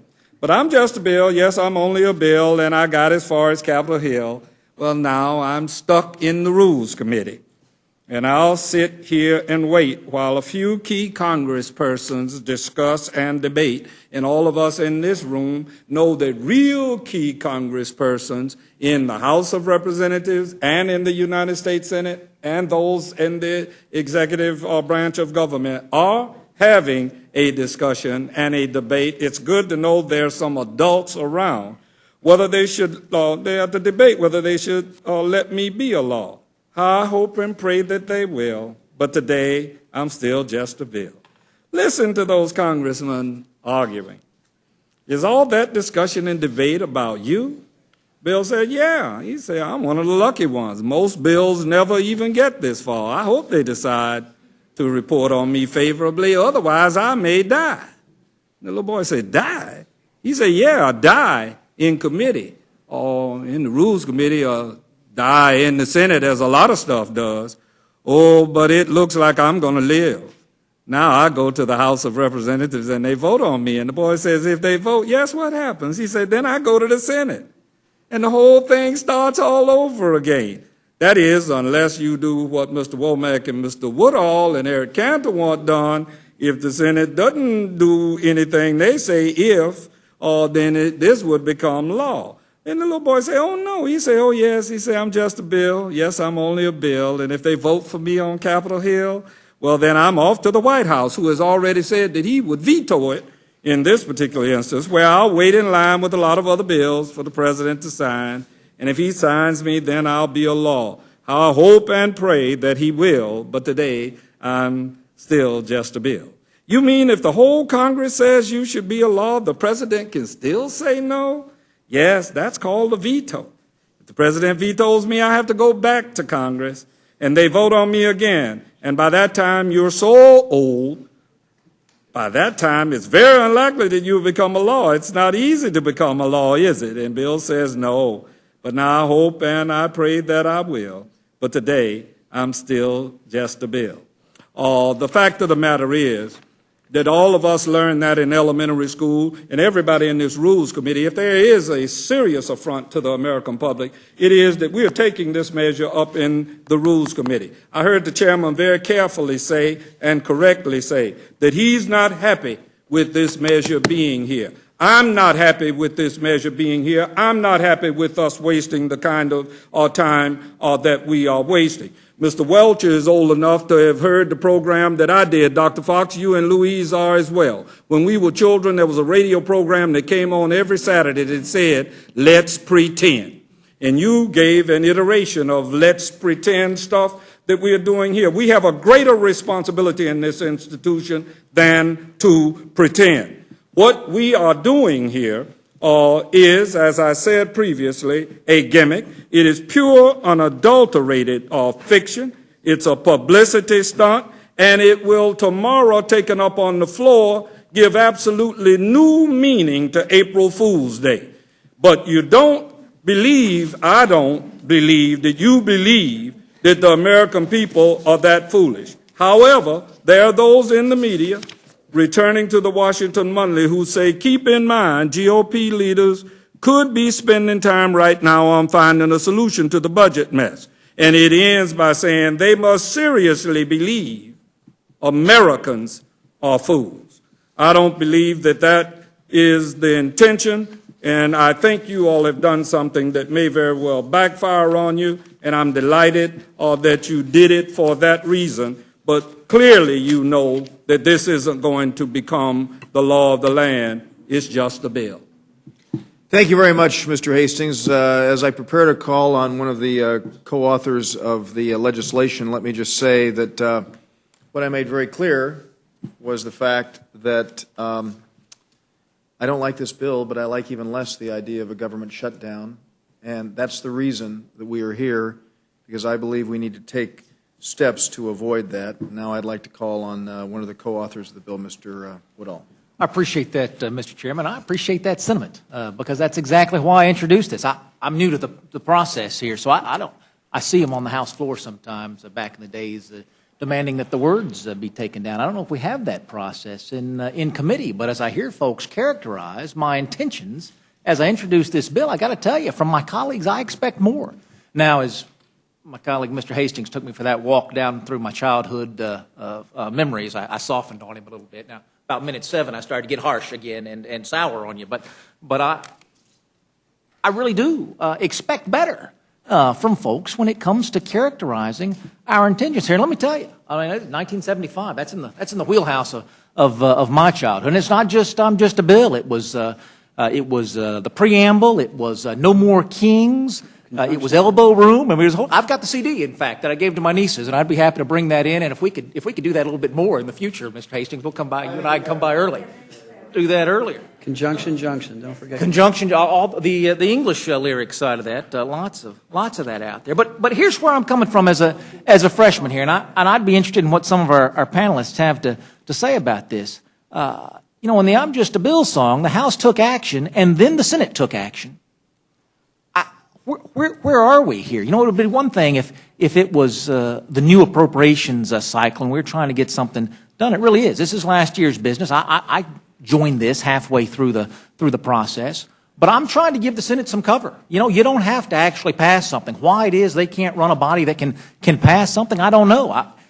My question to folks who are questioning my motives here and the use of this time: have you spent that kind of time with your state senators, Mr. Welch, encouraging them to pass a bill out of the Senate? Not the bill I want out of the Senate, but any bill out of the Senate. Look, let's.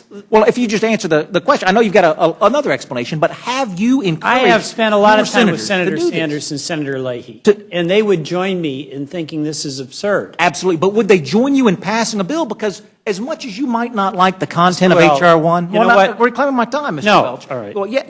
Let me- Yes. You let and I me- are okay. new. You walked in saying we're all friends here, and I believe that to be true. But again, having listened to the characterization of, I'm trying to go back to what you said, more about politics than progress, you said of my bill after you rekindled our friendship here. And I don't mind telling you, it hurts my feelings. Misleading to suggest that this is going to make a difference, as you mischaracterize the bill and what it does in terms of deemings. Pretenders looking for street cred, you said, as I listened to folks who are gnashing their teeth about something they don't believe is going to become law anyway. I appreciate the seriousness with which you're treating this, because I think we've got a real chance.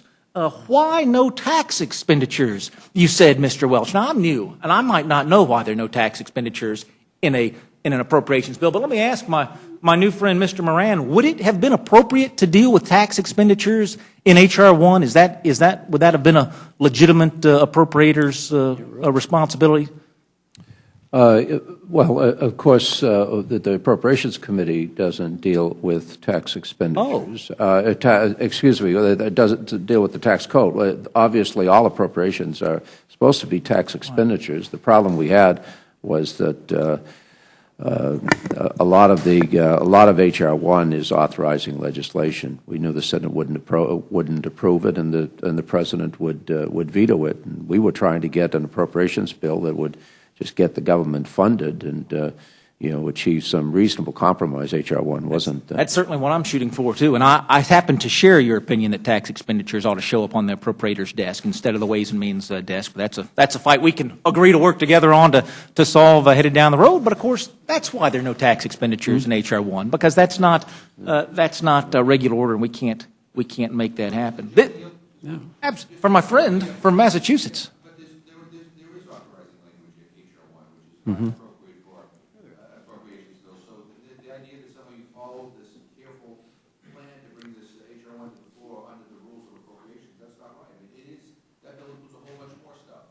And I just wanted to clarify that. So I don't think if you're going to deal with the deficit, you should deal with it holistically. I think that's what Mr. Walsh was trying to make. Well, and I certainly agree with that, Mr. McGovern. And nothing would have made me happier as a brand new freshman than to not, with all due respect to folks who've been here before me, to not be working on the business you all collectively should have gotten done.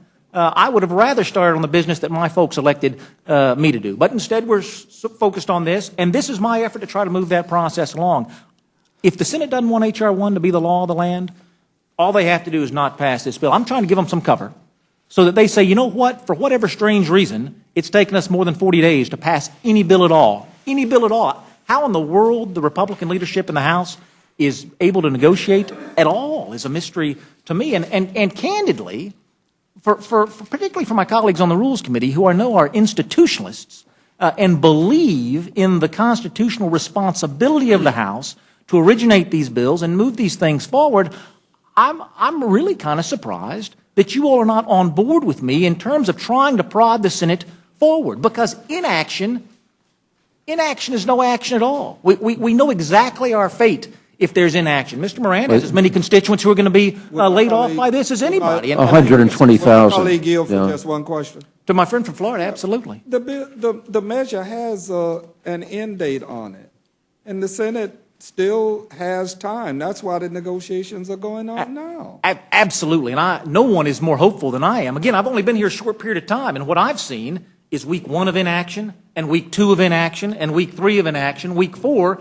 Now we're on week 6 of inaction. Well, yeah, it may be an education for me. It may be an education going forward. But all this is saying is, if the Senate fails to act, we don't want Mr. Moran's constituents out of work. We don't want my constituents out of work.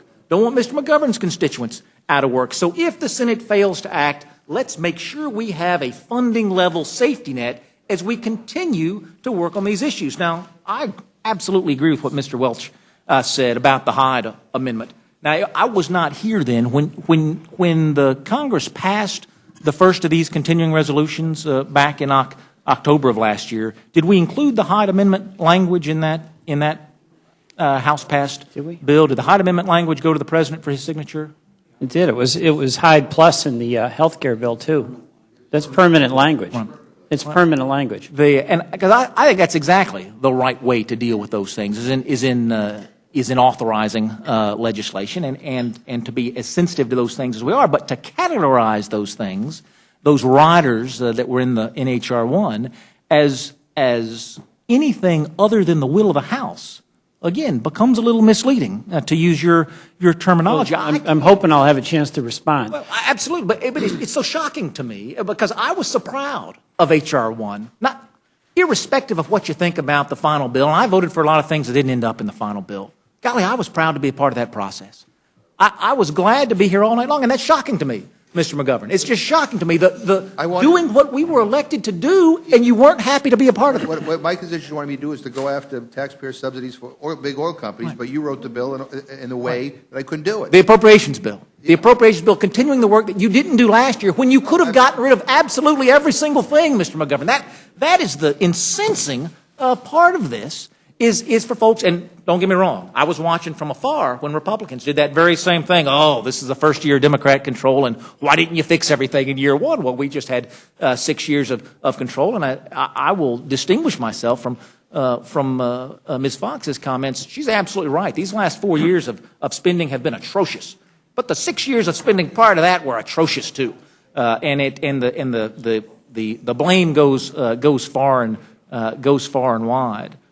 But every single one of the provisions passed in H.R. 1 was passed by the will of the House. Democrat amendments won and were placed in that bill over Republican objections. Republican amendments won and were placed in that bill over Democrat objections, over and over and over again. And I loved being a part of that.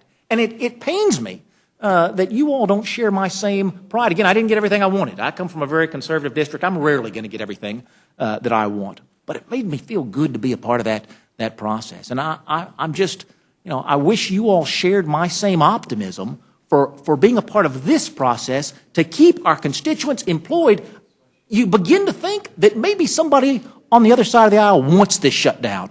I mean, I'm sitting here working so hard to prevent it, as Mr. Hastings said, with creative ideas to prevent it. And I'm getting beaten back at every turn. I have rarely, and by rarely I mean never, had someone walk up to me on this bill and say, you know what, Rob, let me tell you how we can better keep our constituents working, how we can better provide certainty in government. All I hear is, no, let's just wait on the Senate and see what happens on April 8th. On April 8th. Where's the alternative, Mr. McGovern? Where is it?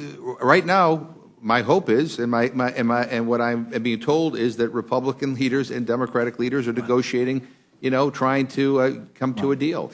The problem has been within your party here that you have your Tea Party wing is fighting with your leadership, and the leadership is not pure enough. So you're insisting on a very ideologically rigid agenda. But I'm going to tell you the problem with that H.R. 1, which I'm not proud about, is all the jobs that would be lost if it was passed, and that's one of the problems with it. But I'm proud of my senators. Right. I'm glad. I was coming to you next to ask that question, and to my ranking member and to Mr. Polis, though they have just handed me a note that says, if I don't go to the floor right now, I'm not going to get my FAA amendment passed. So I regret, Mr. Welch. Genuinely, I intended to give you a chance to respond.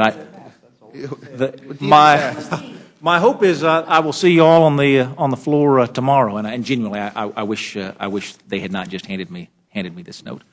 If someone else would give Mr. Welch that time, Mr. Chairman, I would be grateful, because if I were able to stay, I would absolutely do that. I would be grateful. Absolutely. I'll give the colleague from Vermont a chance to respond. Well, look, the issue here is this bill that you are asking to present to the House floor for vote. It's not the blame game about how we got into this deficit. It's not even the quality of H.R. 1. It is whether we can have a bill that says explicitly the provisions of H.R. 1 as passed by the House on February 19, 2011 are hereby enacted into law. And Mr. Woodall gives an explanation that this is an effort on his part to try to move the ball. All of us deal with the frustrations of the Senate. The problem is the mechanism chosen is one that's clearly unconstitutional. That's the problem. Thank you. Let me start with I'll start with the positive. I'm very glad that that there's language in this that's consistent with Mr. Moran's bill that I'm a proud co-sponsor of. I think it would be disgraceful if government shuts down for members of Congress to continue receiving their salaries. I would hope that would be something we could agree on, both sides of the aisle. Frankly, I don't even think it needs to come to this committee. I think that could probably be a suspension bill. It would have good bipartisan support. I think it would send the right message, and I hope that we allow Mr. Moran's amendment to allow a very clean up and down vote on that particular provision. And if the gentleman would yield just momentarily, it could go right to the President. It's already passed unanimously by the Senate. Wouldn't have to go back to the Senate. That's what the majority wants right now, not to go back to the Senate. Just send it to the White House and it'd be signed. Is there a vehicle that came over from the Senate with the bill? Yes. So we could put that in our suspension calendar. Do it immediately. Pass it, send it to the President, and make sure that I think what the American people want, which is that if the government shuts down, we better not be the only ones getting paid. So we have the opportunity to actually do that.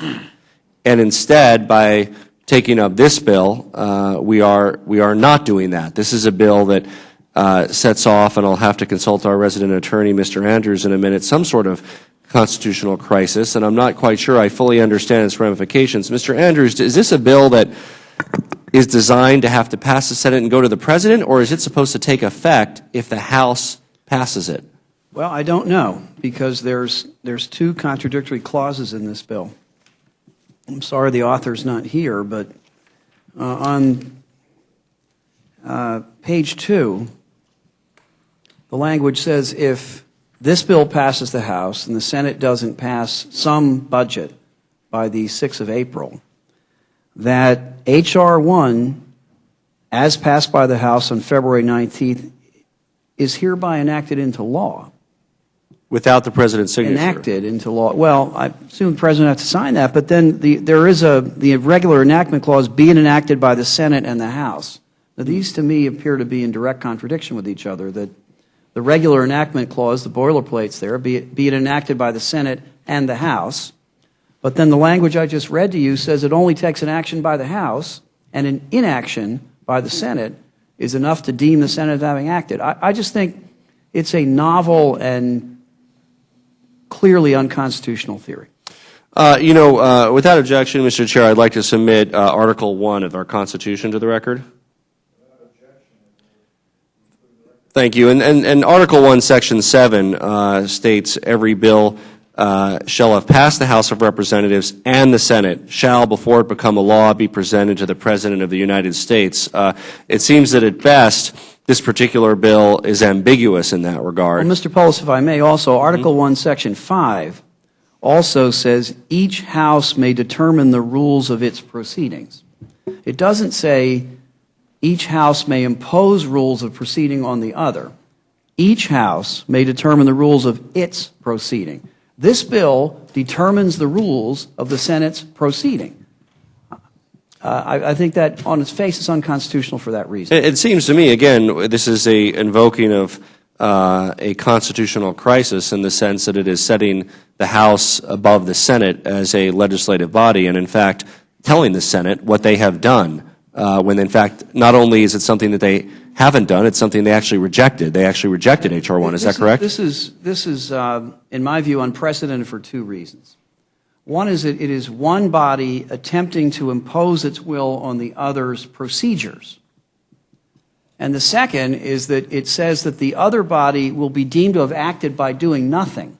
Now, the Senate, by the way, would have done many things over the years if that had been, in fact, the rule of the land, because they do a lot of nothing. But we shared that frustration in the last Congress. But, you know, again, I would put the shoe on the other foot. I think the majority members of this committee, I think, would all agree that if the Senate this afternoon passed a version of the appropriations bill that the majority doesn't like, the omnibus bill that the majority doesn't like, and said if the majority here doesn't do something by, pick a date, April 15th, then the Senate's bill becomes law. I don't think anybody here would say they agree with that, and we shouldn't agree with this. Yeah, and nor is it clear that they would even have the right for that to occur. There would be I think it's clear they don't have the right court challenge. You know, it seems to me that in this discussion there are actions being undertaken by those who are responsible, the adults. There are negotiations to keep the government open. And on a different level, there is a overtly political, more childlike discussion of pointing fingers. Many of us here, I hope on both sides of the aisle, hope that that responsible discussion reaches fruition in the next 9 days. This bill before us is clearly in that other category. This is an element of the childish political finger-pointing discussion. It is a bill that would challenge the provisions of the Constitution regarding making law, be greatly offensive to the other body, in that they are we are contemplating that they have taken an action which I believe they specifically rejected. Have they not rejected H.R. 1? The Senate did vote on H.R. 1, and it did not get the 60 votes needed. Yeah. So there needs to be a solution to this issue. And again, I think that Mr. Moran's bill would offer our body an opportunity, people, members of both parties, to actually send a bill to the President. And if we don't do that, members of Congress will continue to draw their salaries if the government shuts down. Mr. Andrews? If I may, as someone who would certainly oppose it if it came to the floor, I would not for a minute question its constitutionality if the majority brought to a floor a bill with two provisions that reenacted H.R. 1 and enacted Mr. Moran's provision to prohibit members of Congress from being paid if there's a government shutdown. I wouldn't, frankly, agree with the first part of that bill. Second, I would. But clearly they have the ability to do that, and if they want to do it, they should. I think that what they put in here is bait. I think, but it's baiting the most sacred document in this country's secular life, and I just think that's a poor choice. Yeah, the matter that you mentioned with regard to restating H.R. 1 and perhaps adding in Mr. Moran's bill or amendment is consistent with the normal procedures of the House, consistent with the Constitution, doable. There are probably those on the other side that could then, brag politically. We sent it again to the Senate, and they're welcome to do that. But instead of taking that route, they've taken what is an unprecedented route. And I was here on the other side of this committee during the health care debate. I well recall a procedure that was considered but not used with regard to the deeming and passing of health care. And I would point out that that was merely within this body, the House. There was no presumption about it having deemed and passed the Senate. And, Mr. Pauls, if I may, I think that we made the correct decision not to do that. I think on an issue of that gravity, deeming does happen here on a fairly frequent basis for, I would think, fairly minor pieces of legislation. But I think it would have been a grave error to have deemed something that important, and we listened to the constituents, and as a result, Mrs. Slaughter led us in a rule that did not do that, and I think we did the correct thing and voted on the bill as it was. And this bill, I would point out, H.R. 1, or the, again, how H.R. 1 is included, is actually even a bigger bill than health care. We are talking about the entire expenditures of the United States government, including health care and everything else, except for the few areas that have already been provided for. So, again, this is an enormous endeavor. This is keeping open, maintaining the entire business of government. I think, where I hope we proceed with regard to this matter is to members on both sides of the aisle support this serious discussion to address this, rather than the childlike discussion of finger-pointing, the latter of which this bill is consistent with. not to mention the various constitutional crises that this sets off with regard to the powers of the House and Senate. I would also point out, Mr. Chair, that it's rare on this committee that all of the witnesses agree. And I would hope that all the witnesses having agreed, that our committee agrees to go with their wisdom with regard to this matter.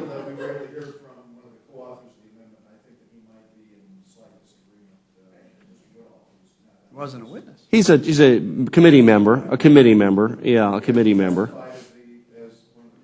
Well, as you know, Mr. Chair, generally before this committee, we will have the chair of the one or more of the committees of jurisdiction, the primary sponsor of the bill. I see here that Mr. Woodall is a co-sponsor. I thought he made his questions of Mr. Welsh in his capacity as a Rules Committee member, but perhaps I just didn't fully recognize that he was also here as a co-sponsor of the bill.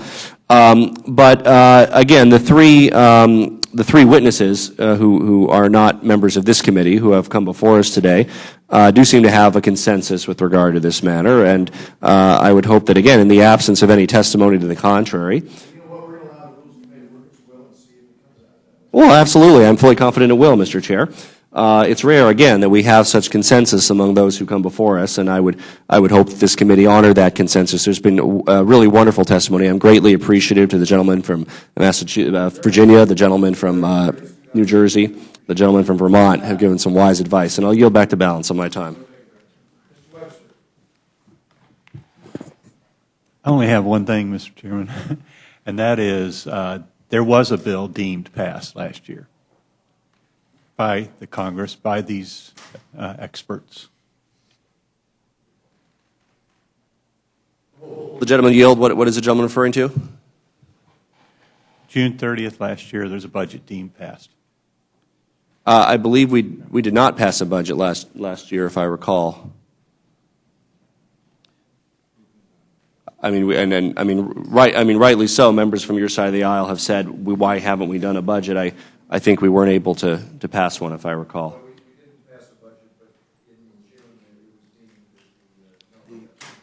The allocation levels were Let me just say, thank you all very much for being here, and that will. Thank you, Mr. That will, and let me just make one observation about this.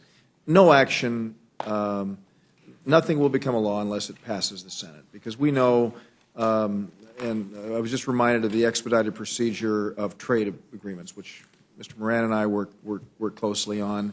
We bind the Senate, but it doesn't become law until they pass it. And so regardless of what we say here with this measure, this would not become law until the United States Senate chooses to pass this, and nothing can change that.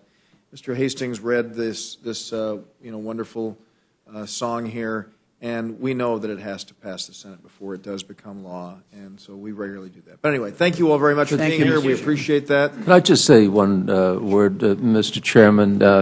While I vehemently disagree with the contents of H.R. 1, the frustration is understandable. But it reminds me, when we were hearing from Mr. Woodall, some of the debate on the congressional floor. When they first set up the Senate, as you know, it wasn't even elected. Right. Its intent was to stop the House.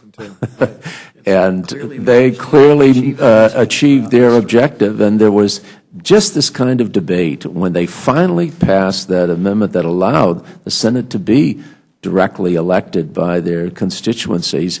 But, the Senate is performing the function. Now, as a House member, it's an extraordinarily frustrating function, but I think it's exactly what the Founding Fathers intended for the Senate to do. It's a very interesting debate, and it goes back. Actually, I joined Russ Feingold, and we jointly introduced legislation that called for the direct election of every member of the United States Senate, basically modifying the 17th Amendment, which would not allow for gubernatorial appointments. If you think about the fact that we had nearly 25% of the United States Senate serving having never been elected.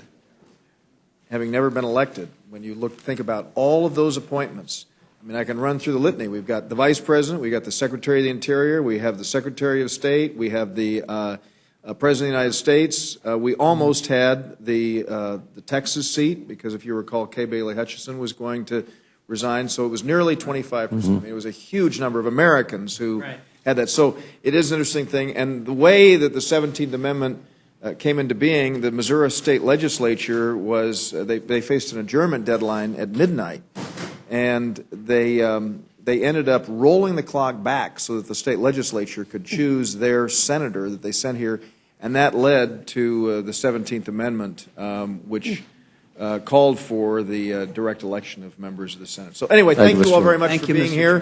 And that will conclude the hearing portion for H.R. 1755. Nice to see you, Peter. Thank you very much. Rob, Jim, thanks for spending 2 hours with you. Nice to see you, Rob. Thank you. Thank you. Sorry to make you wait so long.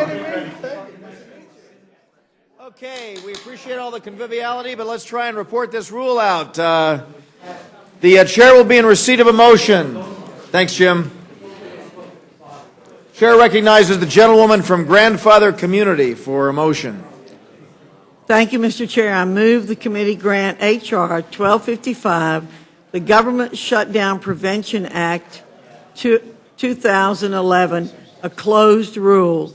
The rule provides 1 hour of debate equally divided and controlled by the majority leader and minority leader or their respective designees. The rule waives all points of order against consideration of the bill. The rule provides that the bill shall be considered as read. The rule waives all points of order against provisions in the bill. Finally, the rule provides one motion to recommit. You've heard the motion of the gentlewoman from Grandfather Community, and let me just say that as I began the hearing, I said I don't like the fact that we're here, but I like even less the idea of a government shutdown. And we are trying to do everything that we possibly can to ensure that that does not happen. We've waited 40 days for the United States Senate to respond to our passage of H.R. 1, and they haven't done anything other than defeat 2 measures before us. And so we feel strongly about the need to remind them that the House has passed H.R. 1, and that's basically what we're doing. So are there any amendments? Yes. Mr. McGovern. I have a question about the. Can I ask a question about the rule, Mr. Why don't we do the amendments first? Yeah, go ahead. Mr. Chairman, I have an amendment to the rule. I move that the committee grant H.R. 1255 an open rule. You've heard the motion of the gentleman. I think we've had an interesting discussion about that. And let me just say, I think I know why you'd like an open rule. I think I might have just sort of sensed from the discussion of the last 2 hours why you might like an open rule. Okay. Can I just say a couple of things? Sure. Love to hear it. Yeah, I don't want to shut the gentleman up. All right, please. thank you. I want to hear what he has to say here. I was getting worried. A couple of hours? Yeah, no. Don't worry. I'm not going to undermine the gentleman's ability to make his argument. So, Mr. Chairman, this bill was not only introduced less than 24 hours ago. Literally none of the 4 committees with jurisdiction had even heard of it until yesterday. Members can't possibly be expected to have had a chance to think about this issue. Voting on this tomorrow is also rushing it. It won't have been nearly 72 hours.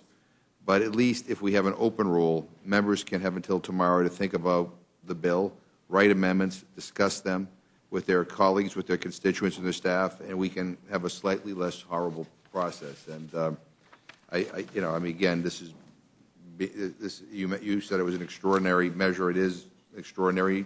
We define extraordinary differently, I guess. But given what's happening here and the concerns, I think a closure rule is unacceptable. I move that we have an open rule. well, let me just say that this measure fully complies with the rules of the House. We are not waiving the 3-day layover requirement. This was made available online at 1 p.m. yesterday, and so it will comply with the 3 days that are the standing rules of the House. And I urge a no vote on the McGovern amendment. Those in favor will say aye. Those opposed, no. Pin the chair. The noes have it. The noes have it. Clerk, call the roll.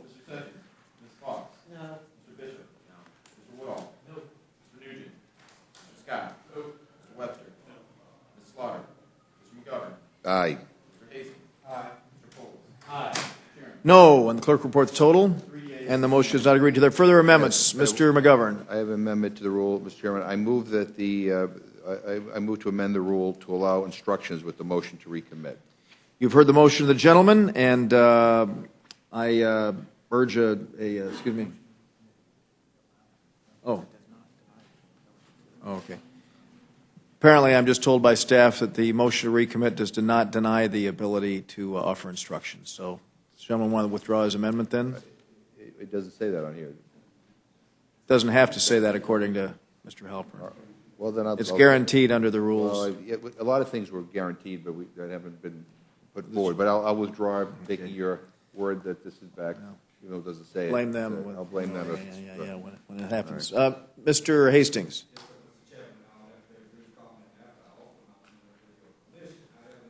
You can have it without my permission.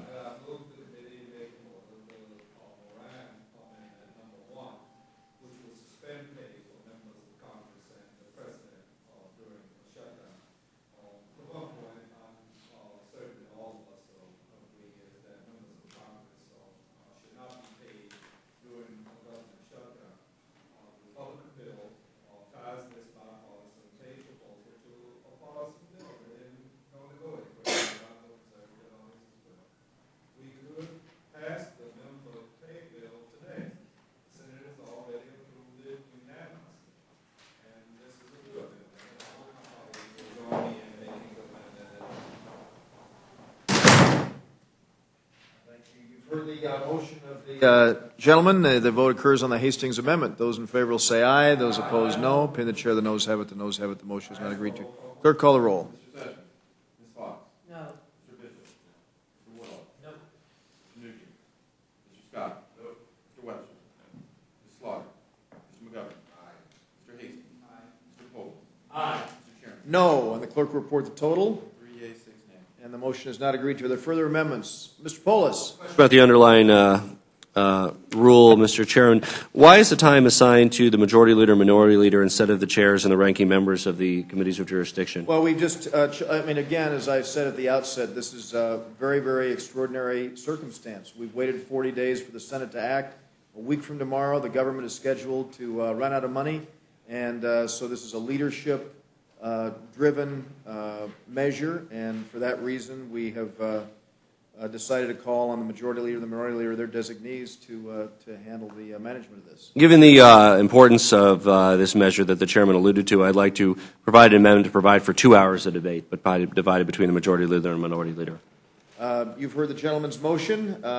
We've had 2 hours of debate up here, so obviously we've had a very, very wonderful opportunity to exhaust that, and I think that we had, how many hours of debate we have on H.R. 1? I mean, was it 90? More than 90 hours of debate on H.R. 1 itself, and this measure, as you know, the prime thrust of it is to send it back to the Senate, so I think that having an hour of debate on the rule and an hour of debate on the measure itself will provide 2 hours, and I'm sure it'll be fascinating, so I'm going to urge a no vote on the Polis amendment. Those in favor will say aye. Those opposed, no. I'm sure the noes have it. The noes have it. The motion is not agreed to. Roll call, Mr. Chair. Clerk, call the roll. Mr. Sessions. Ms. Fox. No. Mr. Bishop. No. Mr. Woodall. No. Mr. Nugent. Mr. Scott. No. Mr. Webster. No. Ms. Slaughter. Mr. McGovern. Aye. Mr. Hastings. Aye. Mr. Polis. Aye. Mr. Drug. No. Clerk report the total. 3 yeas, 6 nays. And the motion is not agreed to. Are there further amendments? Not, the vote occurs on the motion of the gentlewoman from Grandfather Community. Those in favor will say aye. Those opposed, no. No. The ayes have it. The ayes have it. The motion is agreed to. Clerk, call the roll. Mr. Sessions. Ms. Fox. Aye. Mr. Bishop. Aye. Mr. Woodall. Aye. Mr. Nugent. Mr. Scott. Aye. Mr. Webster. Ms. Slaughter. Mr. McGovern. No. Mr. Hastings. No. Mr. Polis. No. Mr. Chairman. Aye. Clerk report the total. 6 yeas, 3 nays. And the motion is agreed to. And the gentleman from Lawrenceville, Georgia, will be managing for the Republican majority, and Mrs. Slaughter for the minority. So thank you all very much, and we'll look forward to seeing you on the floor tomorrow. Without objection, the committee stands adjourned.